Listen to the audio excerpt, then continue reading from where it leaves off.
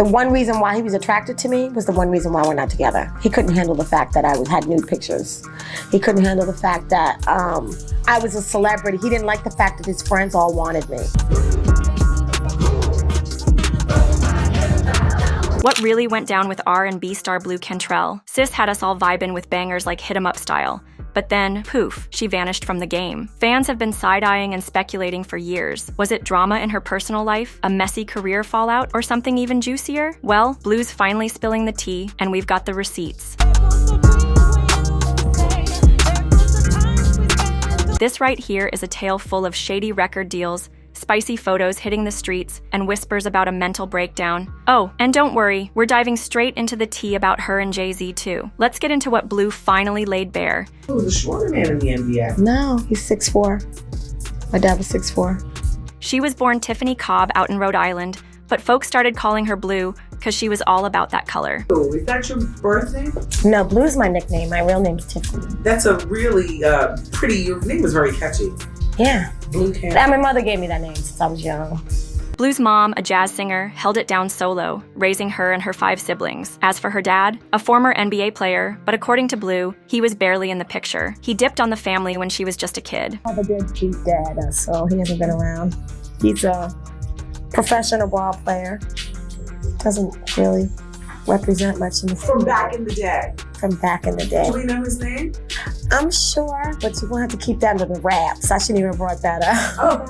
Okay. At just 17, Blu packed up and moved to New York, ready to chase those singer dreams. But reality hit hard, making it wasn't a walk in the park. She hustled through all kinds of jobs to keep the lights on. And by 18, she even posed for some adult magazine spreads to secure that bag. Well, I did it, to pay my bills. A friend of mine who worked for the magazine convinced me to do it. At the time, it felt like quick, easy money, but those photos? Oh, they came back to bite her in a big way later on. And the one reason why he was attracted to me was the one reason why we're not together. He couldn't handle the fact that I had nude pictures.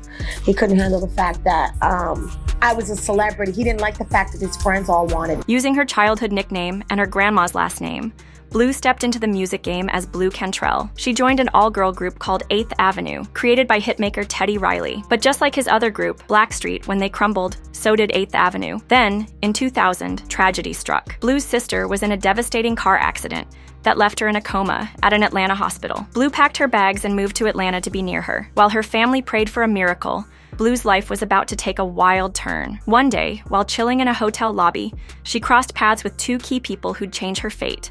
A mysterious man who set her on a new path, and none other than Usher. These connections led her to Christopher "Tricky" Stewart, co-founder of Red Zone Entertainment. Back then, Tricky was flying high after producing Mia's smash hit Case of the X. Blown away by Blu's vocals, Tricky put her to work singing background for big names like Faith Evans, Puff Daddy, and Aaron Hall. He even let Blu crash at his crib in Atlanta. But as Blu's career started heating up, it wasn't all glitz and glam. She hit roadblocks, from a messy record contract to those steamy photos from her past resurfacing and shaking up her image. On top of that, Blu faced struggles with her mental health, sparking rumors about what really went down behind the scenes.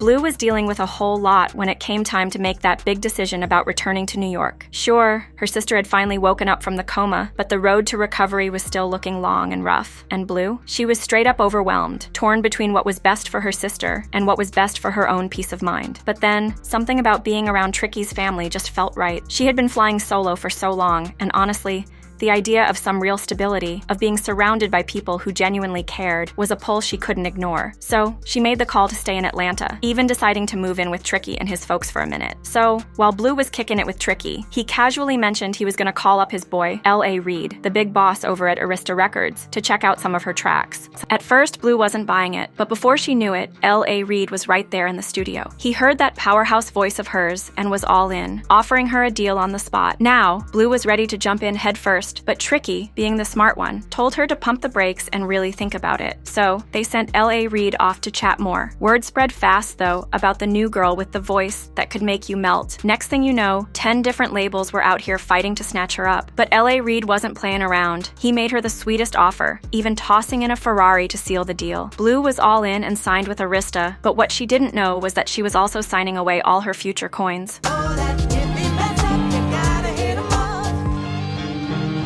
Blu wasted no time getting to work on her debut album. One of the first bangers she laid down was Hit 'Em Up Style, written and produced by the legendary Dallas Austin. But that wasn't all. Blu took a trip to Indianapolis to link up with the iconic duo Jimmy Jam and Terry Lewis. She stepped into their massive studio, and as the pianist played, she started singing a melody that turned into I'll Find a Way. In a Real Talk interview, Blu opened up about how that song was packed with raw emotion, especially since she was juggling her sister's health struggles and a toxic relationship at the time. Hit 'Em Up Style dropped in April 2001 and blew up instantly, skyrocketing to number 2 on the Billboard Hot 100. The industry couldn't get enough of her. She was sent on a nationwide tour to promote it and even scored a Grammy nomination. Then, in July 2001, her debut album, So Blue, hit the shelves, and the world knew her name. Blu wasn't about to sit back and wait for the world to notice her. She hustled hard, making sure her music got in front of everyone. She wasn't just counting on radio plays. She hit up record stores and even convenience store owners, buying up more copies of her album and building those relationships. That strategy wasn't just smart, it was genius. It paid off when her album went platinum. She was out here making power moves. Then, at an awards show,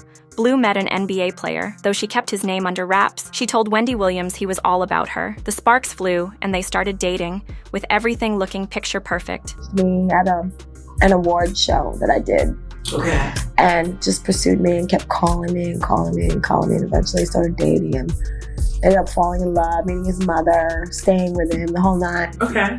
And Blu's career was poppin', and she was living her best life until things took a wild turn. In May 2002, some old photos of Blu from Blacktail magazine resurfaced, and the drama was real. But instead of letting it break her, Blu handled it like the queen she is. She told the Atlanta Journal-Constitution, AJC, that she'd even sign one of those photos if someone wanted it. She also kept it real with The Guardian, saying the pics actually kept her name in the headlines, so she wasn't even mad about it. In fact, she flipped the situation to her advantage, securing a deal to pose for Playboy and pocketing a cool $1 million. She even got the invite to perform at the legendary Playboy Mansion, but of course, not everyone was here for it. A British radio station, Radio 1, even went as far as banning her music for a hot minute. Sadly, though, the pics caused a rift in her relationship with the NBA player. They called it quits in 2003, and just like that, it was over. And the one reason why he was attracted to me was the one reason why we're not together. He couldn't handle the fact that I had nude pictures. He couldn't handle the fact that I was a celebrity. He didn't like the fact that his friends all wanted me. Later that year, Blu dropped her second album, Bittersweet, and it was a whole vibe. The album hit number 7 on the Billboard charts and made waves internationally, even earning her another Grammy nomination. But of course, with the success came the rumors, especially about her and rapper JayZ. Now, even though JayZ was in a serious relationship with Beyonce, the streets were buzzing that something more was going on between him and Blu. But Blu kept it 100, always insisting they were just friends. That is, until she sat down with Wendy Williams and spilled a little tea. Blu admitted she had a huge crush on JayZ and wouldn't turn him down if the chance came her way. "I have a big crush on him," she confessed, "and I wouldn't turn him down." But despite the crush, Blu was no fool. She was picky about who she let into her heart. But oh, we're definitely gonna talk more about that in a bit. I got the telephone call, and it was Blu herself who wanted me to do this interview. Very big Blu. Oh, no problem. Cheers to you, honey. Oh, honey, things took a wild turn after that. Folks started whispering that Beyonce's track Baby Boy was giving major Blu Breathe vibes. Now Blu caught that too, and thought Bey was low-key throwing her some shade with that "let me breathe" line. You know, like using her music to send a little message. Drama alert. And let me tell you, Breathe blew up. But here's where it got real interesting. Bey dropped Me, Myself, and I right after, and people were quick to point out how similar it sounded to Blu's song. The hook? Almost identical. Now, some folks were straight up accusing Beyonce of biting Blu's style, but Blu, being the cool and confident queen she is, clapped back to Contact Music saying she's a Beyonce fan and ain't trippin'. In fact, she believed that if Bey was really all that, she wouldn't need to copy anyone. But wait, Blu wasn't done. She dropped the promo for her new track Roundup, and trust, it was about to be lit.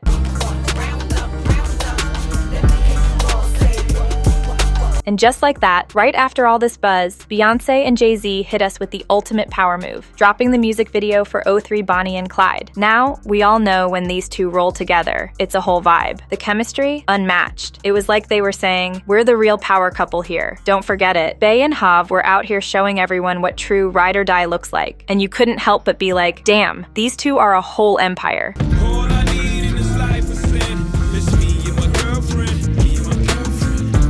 Now hold up, things are getting really shady. People started noticing that Beyonce and JayZ's 03 Bonnie and Clyde video looked mad similar to Blue's promo. Coincidence? Blu wasn't having it, and she jokingly told The Guardian that maybe they should throw down in a live singing battle. But come on, she wasn't actually trying to start that kind of mess. Then, if you really want to take this drama to the next level, let's talk about the lyrics. Bey whispers in Bonnie and Clyde, "I was in love with a Sagittarius. I've been hurt by a Pisces." Hold up, wait a minute. JayZ is a Sagittarius and Blu is a Pisces. You can't make this stuff up. Now, Blu didn't shy away from calling it out. She had some words for Beyonce, saying, "If she wants to take it there, it's the wrong move." She wasn't backing down, telling Bey, she needs to understand what she's doing and what she's getting into. "I'm a master at singing." Ooh, talk about throwing down the gauntlet. But the drama didn't stop there. Blu linked up with Sean Paul for Breathe, only for Beyonce to drop Baby Boy with Sean Paul right after. Coincidence or a whole lot of copying going on? You be the judge. Baby Blu was pissed, and she wasn't holding back. She straight up called Beyonce a copycat when it came to those songs. Blu said, "Beyonce is talented and beautiful, and I'm a fan, but let's talk about that song of hers that sounds real familiar." She wasn't playing about how Bey used the same words in the hook as in her song, with that Breathe line hitting too close to home. Blu made it crystal clear. If Beyonce's as talented as she claims, she shouldn't be out here copying from someone else. Ouch. And she wasn't done. Blu went on to say, "Beyonce's song Baby Boy literally uses the word breathe in the hook. She's straight up ripping me off." But here's the kicker. Blu kept it classy, saying there was no beef because she's all about that positive energy. Still, you could tell she was disappointed because Bey was already established and really didn't need to do all that. Blu wasn't letting her slide though. She made sure to remind everyone, "I'm a #1 artist, and I won't let her get away with plagiarizing me." Whoa. Oh, things got even hotter from there. Blu's anger was off the charts when she saw Beyonce bring Sean Paul into the mix. She felt like it was a direct shot at her, considering her own history with Sean Paul, and don't even get her started on the fact that Beyonce's been linked to JayZ. Blu was like, now she's doing a song with Sean Paul just because I'm linked to him? I don't know what her intentions are. She wasn't about playing those petty games though, making it clear, I don't sit around trying to figure out what Beyonce is thinking. Blu wasn't here for the back and forth. She also dropped some truth about how she felt. If Beyonce had issues with her partner, she needed to handle that directly with him, not come for another woman, period. But hold up, while all this drama was unfolding, Blu was out here living her best life. Behind the scenes, she was getting into her own love story. While working with Puff Daddy, she crossed paths with a producer named Tony De Niro, who quickly became her love interest. He even appeared in her music video for Make Me Wanna Scream. Talk about living it up while the drama unfolds.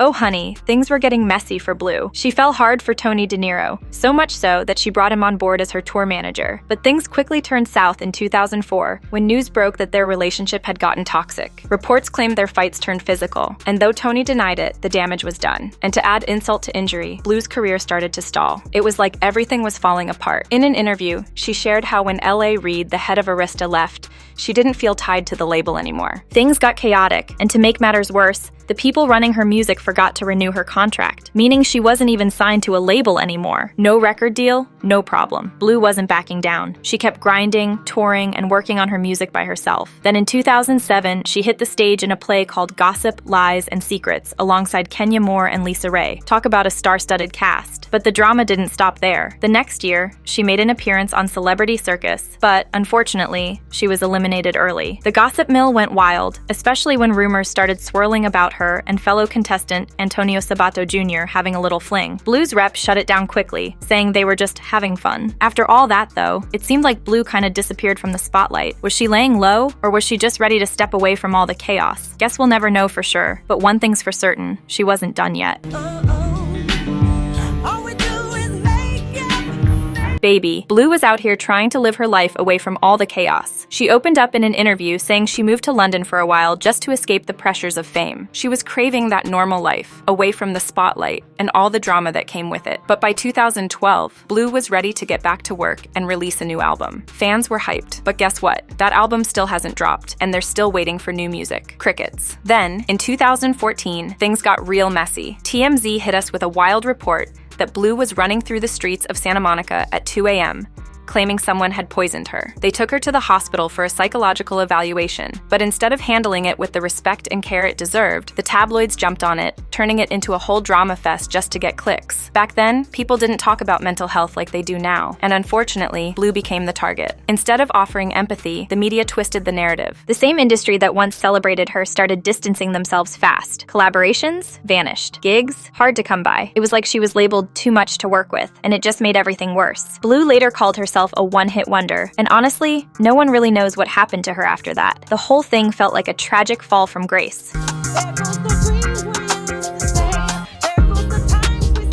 Blu's been looking back on her career, and honey, the regrets are real. She admits when she first jumped into the music biz, she didn't know how deep the game was and how artists often get played. She shared how her label told her to hire a lawyer, but guess what? That lawyer was working for the label too. You know that ain't right. Of course, he wasn't about to have her back. On top of that, the label took all the credit for her music, leaving her out in the cold without the coin she earned. And get this, Blu never saw a penny from her time at Arista. That's when it hit her. She hadn't made nearly as much money as she should have while under that label's thumb. When Blu sat down with You Know I Got Soul, she spilled the tea on what she would have done differently. She said, "I wish I'd been more educated on the music biz before I signed that Arista contract." She even admitted, "I would have got my own lawyer because the one I had ended up working for them. Straight up conflict of interest. They were all in cahoots, taking what was mine," she revealed. Now, of course, only she and them know the full story, but Blu's not shy about saying she was straight up played. Her story is the perfect example of how things can fall apart quickly. Those shiny promises from record labels, baby, they always come with a hidden catch, and by the time you realize it, you're already caught in the trap. For fans, it's hard to wrap their heads around the fact that the artists they stan, who pour their souls into their music, ain't even seeing their fair share of the dough. Blu's deal wasn't just a bad call. It was a hard lesson in how the whole system works to keep its talent in check. But it wasn't just the shady record deals she had to fight. Blu also had to deal with some serious backlash from her Teal magazine photo shoot. She admitted that it hurt her career, because people were extra harsh on her as a woman in the game. But Blu didn't just sit back and cry about it. She leaned on her solid circle of people and started grinding her way back to her feet. She made a few moves to come back, with a couple performances here and there. But let's be real, that media scrutiny never let her breathe, and it made it hard for her to fully take back what was hers. But the fans, nah, they never turned their backs. They saw Blu for who she really was, a talented artist who deserved love and understanding, not criticism. Over time, her journey became a wake-up call for the entire entertainment industry, showing just how badly it mishandles stars struggling with mental health. These days, as people are finally starting to recognize the importance of mental health, Blu's story hits even harder. She went through it all back when mental health wasn't even part of the conversation. And now her story is a key piece of the discussion on how the industry needs to do right by its stars. Fast forward to March 2020, right before the world locked down. Blu hit the stage in London, and fans were shook by her appearance. She's not the type to flood her socials with updates, so when people saw her perform, they couldn't help but wonder if everything was okay with her mental health.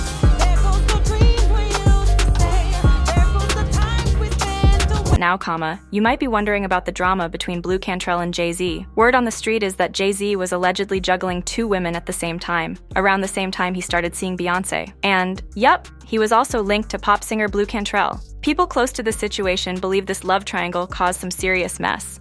One of the juiciest claims is that JayZ and Beyonce might have used their power to erase Blu Cantrell's career altogether. According to a woman named Shar, who's been spilling the tea on social media, she believes the couple didn't name their daughter Blue Ivy out of some lingering affection for Blu Cantrell. Oh no, Shar says it was a straight-up power move. The theory is that they named their daughter Blue Ivy to push Blu Cantrell's name off the internet. So now, anytime someone Googles Blu, it's Beyonce's daughter, not the singer. Talk about the cold. Shar is all in on the theory that this was a calculated plan to erase Blu Cantrell from public memory, and she's not alone. Jaguar Wright, a former backup singer for JayZ, backs up this claim and puts the blame squarely on JayZ and Beyonce for Blu's downfall. Jaguar argues that Blu's career started crumbling after her brief fling with JayZ, and when he became president of Def Jam in 2004, her contract wasn't renewed. Some folks think that wasn't just a coincidence, especially with all the timing. Before all the chaos, JayZ and Blu had a pretty fun relationship. They were seen out and about, taking lavish vacations, living the high life. But of course, things didn't last. Blu later admitted they broke up because JayZ just couldn't keep up with her energy. And then, baby, it got even messier after that 2003 Wendy Williams interview. Blu spilled the tea, talking about her crush on JayZ, and even throwing a little shade at Beyonce. You know that didn't sit well with the power couple. That Wendy Williams interview might have been the exact moment everything shifted for Blu. Some people say it pissed off the Carters so much that it led to Blu being pushed out of the industry entirely. Wendy even stoked the flames by making comments like, "Look out Beyonce, Blu is in town," which only added fuel to the fire. On top of that, Blu Cantrell had connections to some big names that raised more than a few eyebrows. She once told a reporter that Diddy had complimented her after seeing her nude photos. You know, those off-the-cuff remarks, and her bold, unapologetic personality probably made her a target in an industry where one wrong move from the wrong person can end a career. Char and Jaguar Wright believe this whole thing goes deeper than just Blu. It's a reflection of how the industry silences those who speak out or stand in the way of powerful forces. Char and Jaguar Wright believe that it's not just Blu who face these challenges. They argue that other talented women like Aaliyah, Mia, and Monica might have also had their careers affected by Beyonce's rise to the top. They suggest that the Carters used their power to clear the way for Beyonce, possibly even sabotaging other artists in the process. Jaguar Wright didn't hold back, calling out Blu directly, saying, "Blu, it's time to talk. JayZ worked very hard to erase you and me." The whole conversation about love triangles, power plays, and career sabotage in the music industry has sparked a whirlwind of speculation. Some folks brush it off as rumors, but others are starting to think there's some truth to it. So what do you think? Could Blu Cantrell's career have been intentionally sabotaged? Or was it just a case of bad timing and bad choices? Either way, we're hoping Blu finds her peace and drops some new music for her loyal fans who've been waiting for her return.